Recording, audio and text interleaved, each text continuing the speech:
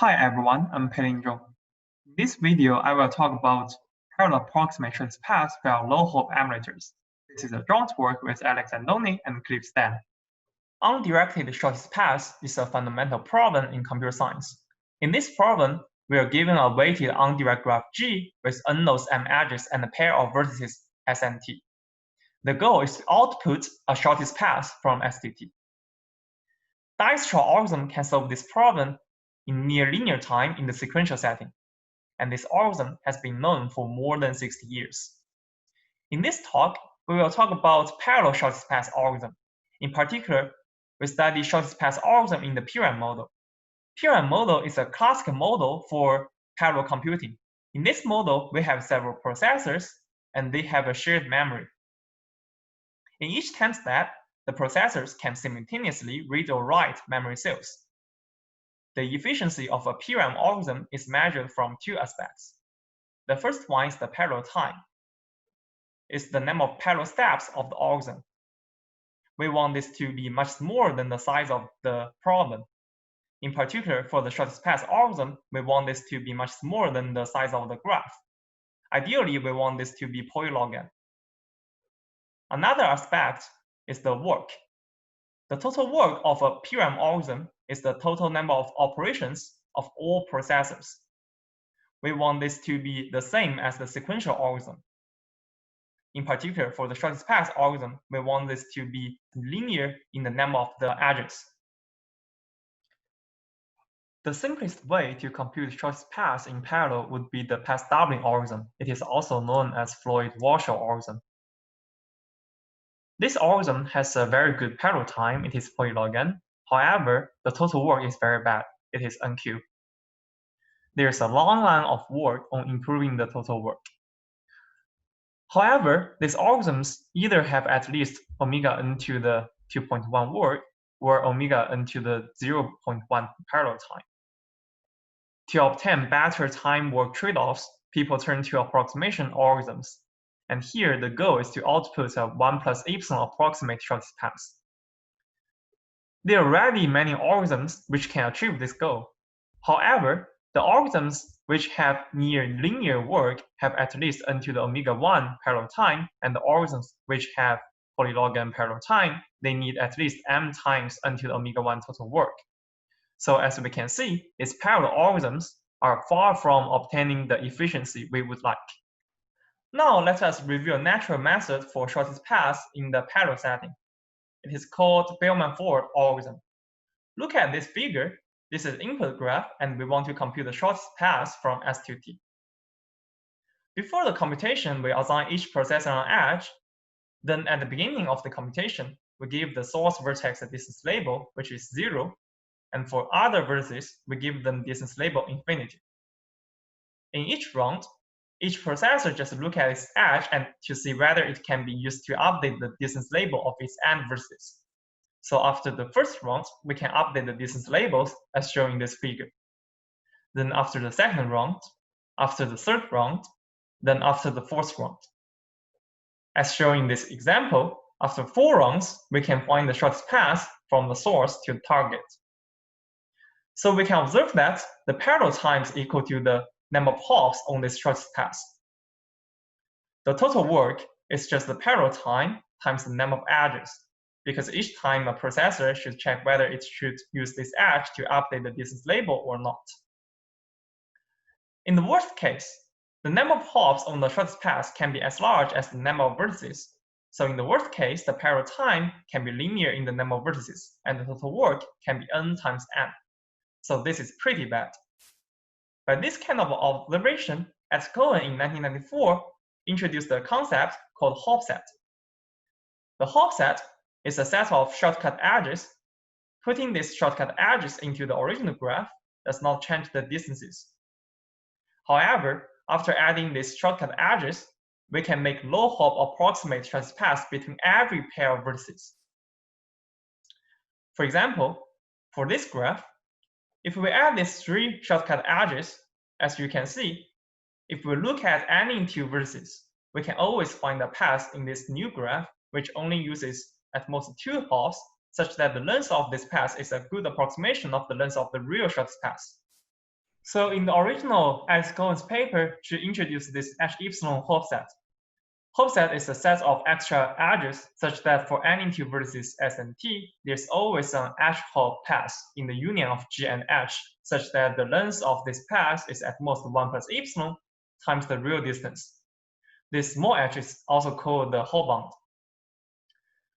A question is that what is the trade-off between the size of the hopset and the hop bound? Notice that the size of the hopset is a lower bound of the work you need to construct this hopset. Let us first look at the original construction given by Alex Cohen. If we want this hop bound to be polylogan, then we need this hopset to have size at least n to 1 plus some constant. And the construction also needs this m times n to some constant total work.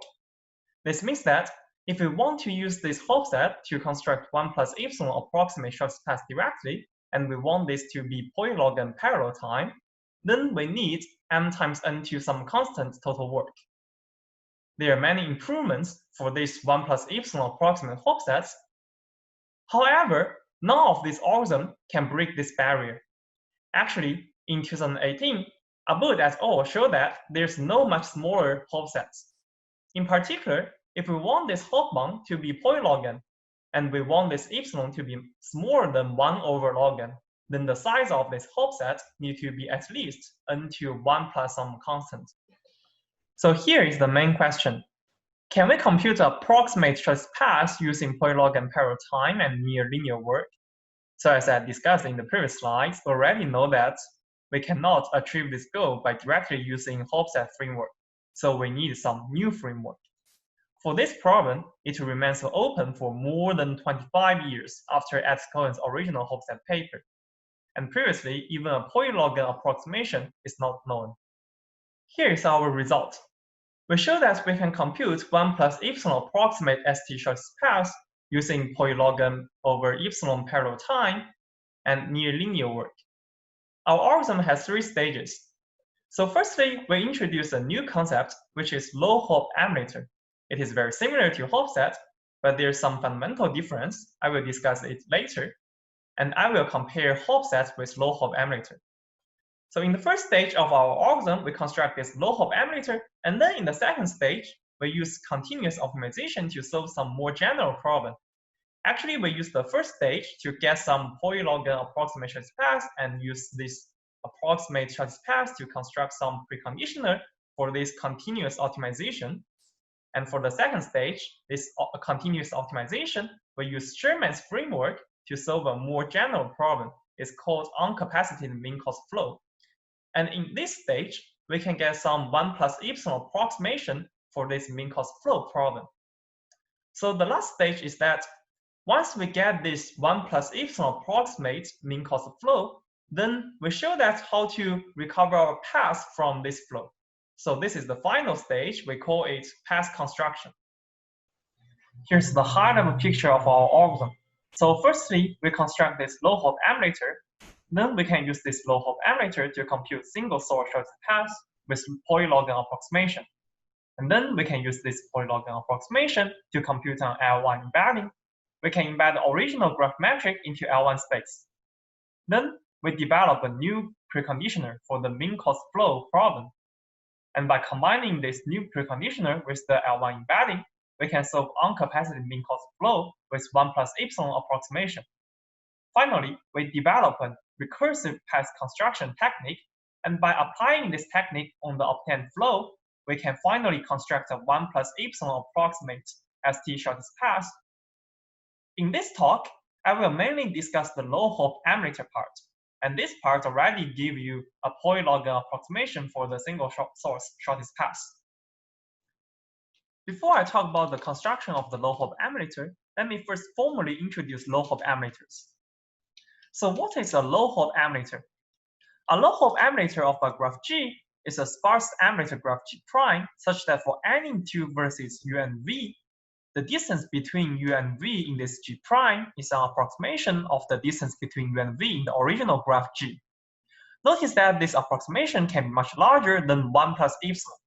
Actually, in our paper, it can be a large constant for polylog n.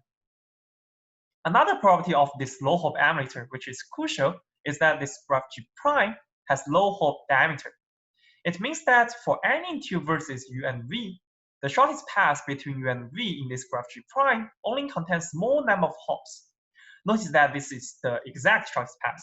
So it means that in this graph G prime, if you look at any exact shortest path, the number of hops on this path is small. We show that for any K, which is at least 1, and for any graph G, there's always a low hop emulator G prime, such that the size of G prime is n to the 1 plus 1 over K, and the distance in G prime between any two vertices U and V is a polynomial approximation of the distance between U and V in the original graph G. The hop diameter of this graph G prime is log K, and we can construct this G prime in polylog n parallel time with total work linear in the number of edges plus n to the 1 plus 2 over K. So if we set this K to be log n, the size of the graph G prime is linear in the number of vertices, and the distance between U and V in graph G prime is a polylog n approximation of the distance in the original graph G. The hop diameter of G prime is log n, and we can use polylog n parallel time and near linear work to construct this graph G prime. Now let me compare low hop emulators with Hopsets. This is our low hop emulator. Consider the low hop emulator with hop diameter log n. It is a graph G prime, and this graph G prime has near linear size. Any shortest path in this G prime has log n number of hops. The distance in G prime is a polylog n approximation of the distance in G. Now let's look at polylog n epsilon Hopset. So this is an extra edge set H. It is not a graph, it's just an edge set. And this edge set has size n to 1 plus small constant, which is much larger than the size of our low hop emulator, which is near linear. For Hopset, there exists a polylog n hop UV path in the union of G and H, such that the length of the path is a 1 plus epsilon approximation. Notice that this polylog n hop path may not be the shortest path. In contrast, in the low hop emulator, any exact shortest path has log n number of hops. The bad thing is that for our low hop emulator, we have polylog n approximation, while the Hopset has 1 plus epsilon approximation. But there are tons of advantages of our low hop emulators. The first thing is that we have linear size. Our low hop emulator G prime has linear size and it has log n hop diameter. For the Hopset, we need to use polylog n hop path to approximate the distance. And the most crucial thing is that it has n to 1 plus some small constant total size. So it's truly superlinear. Another crucial property is that the log n hop distance in our low hop emulator G prime is the exact distance. So it's a metric space. We can apply many geometric tools on our graph G prime. For example, we can do some embeddings based on triangle inequality. And notice that for the Hopset, when we look at the polylog n hop distance, it's not a metric space. It does not satisfy triangle inequality. Low hop emulator itself already has many applications. The first one is a parallel version of Borgen's embedding. In this application, we want to find the mapping from the vertices to the L1 space with log square dimensions.